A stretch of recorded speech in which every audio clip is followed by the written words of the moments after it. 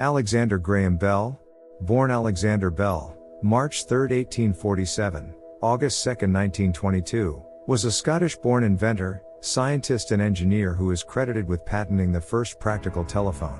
He also co-founded the American Telephone and Telegraph Company, AT&T, in 1885.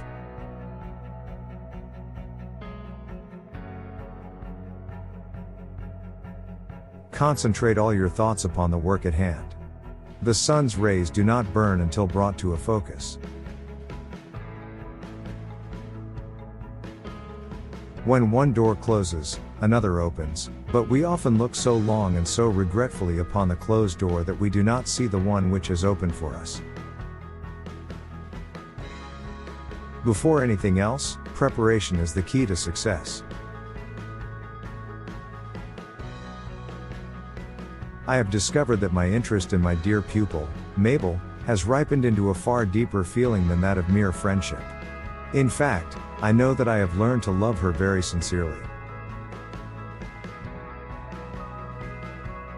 Sometimes we stare so long at a door that is closing that we see too late the one that is open. Educate the masses, elevate their standard of intelligence, and you will certainly have a successful nation. What this power is I cannot say. All I know is that it exists, and it becomes available only when a man is in that state of mind in which he knows exactly what he wants and is fully determined not to quit until he finds it. The most successful men in the end are those whose success is the result of steady accretion. Great discoveries and improvements invariably involve the cooperation of many minds. I may be given credit for having blazed the trail, but when I look at the subsequent developments I feel the credit is due to others rather than to myself. A man's own judgment should be the final appeal in all that relates to himself. A man, as a general rule, owes very little to what he is born with. A man is what he makes of himself.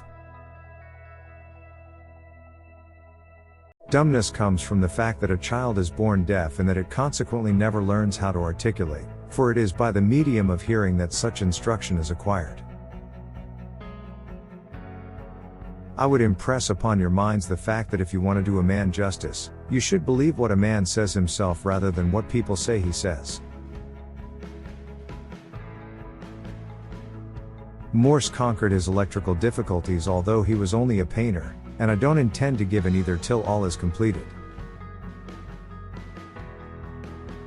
My knowledge of electrical subjects was not acquired in a methodical manner but was picked up from such books as I could get hold of and from such experiments as I could make with my own hands. Such a chimerical idea as telegraphing vocal sounds would indeed, to most minds, seem scarcely feasible enough to spend time in working over.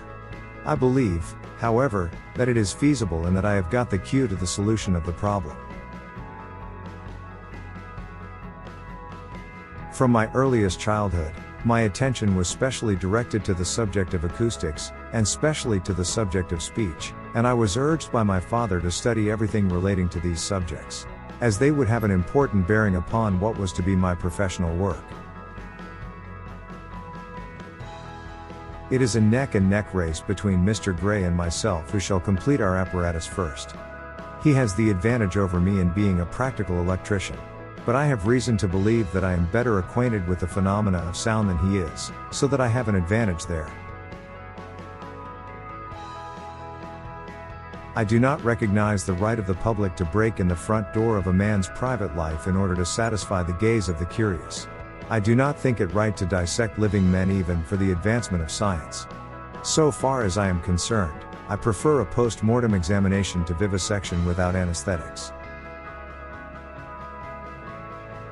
It is not, of course, complete yet, but some sentences were understood this afternoon. I feel that I have at last struck the solution of a great problem. And the day is coming when telegraph wires will be laid onto houses just like water or gas, and friends converse with each other without leaving home.